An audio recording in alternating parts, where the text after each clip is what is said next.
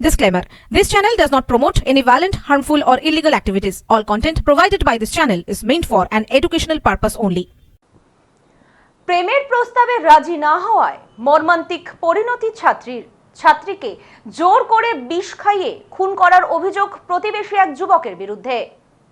প্রেমের প্রস্তাবে রাজি না হওয়ায় মর্মান্তিক পরিণতি কলেজ ছাত্রীকে বিষ খাইয়ে খুনের অভিযোগ প্রতিবেশী যুবকের বিরুদ্ধে। ঘটনায় ক্ষিপ্ত প্রতিবেশীরা অভিযুক্তের বাড়ি ভাঙচুর করে ধরিয়ে দেয় আগুন। অভিযোগের ভিত্তিতে ঘটনার তদন্ত শুরু করেছে পুলিশ। ঘটনার জেরে উত্তেজনা এলাকায়। চাঞ্চল্যকর ঘটনাটি ঘটেছে দক্ষিণ 24 পরগনার বিষ্ণুপুর থানার অন্তর্গত রঘুদেবপুর এলাকায়। ঘটনা সূত্রে জানা যায় মৃত ছাত্রীর নাম চন্দ্রানী নস্কর, বয়স 19 বছর।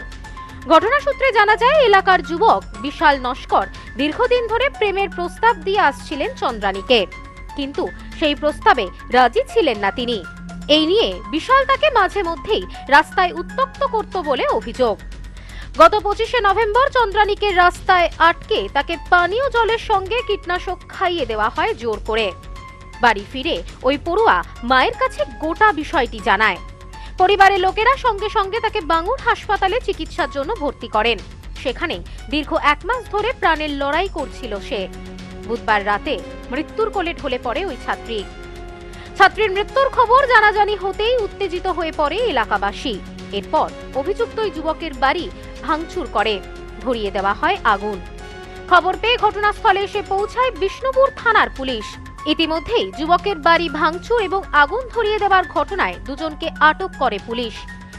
25শে নভেম্বর কম্পিউটার সেন্টারে গিয়েছিল এবং বিশাল সেটা জানতো কম্পিউটারটা কখন ছুটি হয় কি হয়। ও সেই সুযোগ নিয়ে যখন আমার মেয়ের ছুটি হয় সেই সময় ও গিয়ে আমার মেয়েকে ভুল বুঝিয়ে নিজে হাতে বিষটা কিনে খাইয়ে দিয়েছে। এবং এইটা থেকে প্রমাণিত হচ্ছে যে আজকে পশ্চিমবঙ্গে নারী নিরাপত্তা কতখানি নিচু স্তরে নেমেছে। আজকে একটা 18-19 বছর মেয়ে, সে তার নিজের স্বাধীনতা নিয়ে চলতে পারছে না, সে কম্পিউটার শিখতে যেতে পারছে না, সে একটা আর্ট স্কুলের টিচার, সে স্কুলে যেতে পারছে না, তার পিছনে সব সময় ঘুরছে।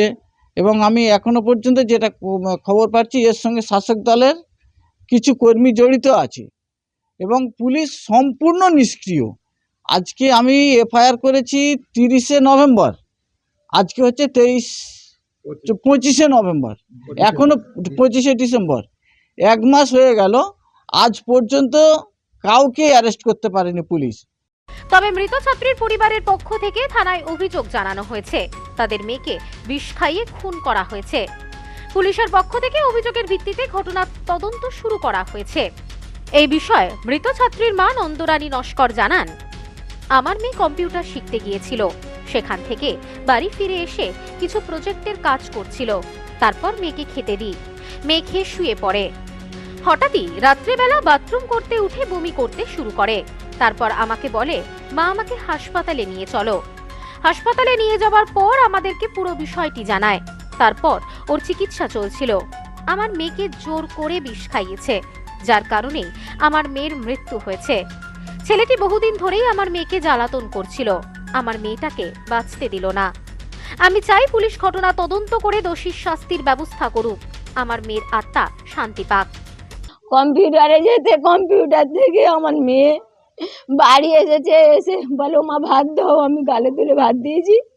11:30টার সময় বলো ও তাড়াতাড়ি শুয়ে পড়েছে, বাচ্চাদের প্রজেক্ট ছিল, পরীক্ষার সময় প্রজেক্ট করলো কটা করে আমাকে বললো ও মা তুমি যখন বাথরুমে যাবে আমাকে ডাকবে তো। প্রত্যেকদিন যেরকম বলে আমি ডেকেছি, ডাকতে উঠে বাথরুম করে গিয়ে একটু ঘুমিয়ে সঙ্গে সঙ্গে উঠে পড়েছে, খালি বমি হচ্ছে। আমি জানি গ্যাস হয় মাঝে মাঝে, ওই রোল ফোল এইসব খায়, আমি ওই জন্য এসে তাড়াতাড়ি করে বমি করতেছে, মুখ হাত পা ধুয়ে আর ঘরে এনে ট্যাবলেট খাইয়েছি গ্যাসে।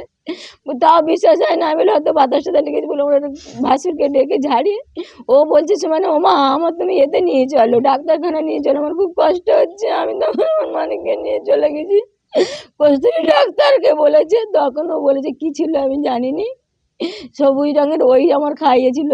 তখন ওনারা বলে ওটা বিশাল বিশাল কি নস্কর ও খাইয়েছে, বলে ওই আমার খাইয়ে দিয়েছে।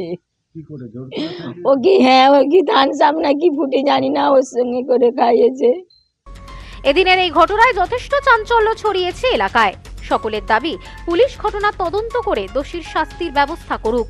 অভিযোগের ভিত্তিতে ঘটনা তদন্ত শুরু করেছে police. Bureau report, news no man's land, দক্ষিণ 24 পরগনা। নিউ পিসি জুয়েলার্স, সম্পর্ক গড়ে দেয়। বনগাঁতে আমাদের 3টি শোরুম প্রতিদিনই খোলা। নিউ পিসি জুয়েলার্স, বনগাঁ বাটার মোড়। New PC jewellers branch Kumudini স্কুলের বিপরীতে। New PC jewellers beauty, Motiganj, Hatkhola. আমাদের এখানে সোনা কিনুন পেপারের দামে।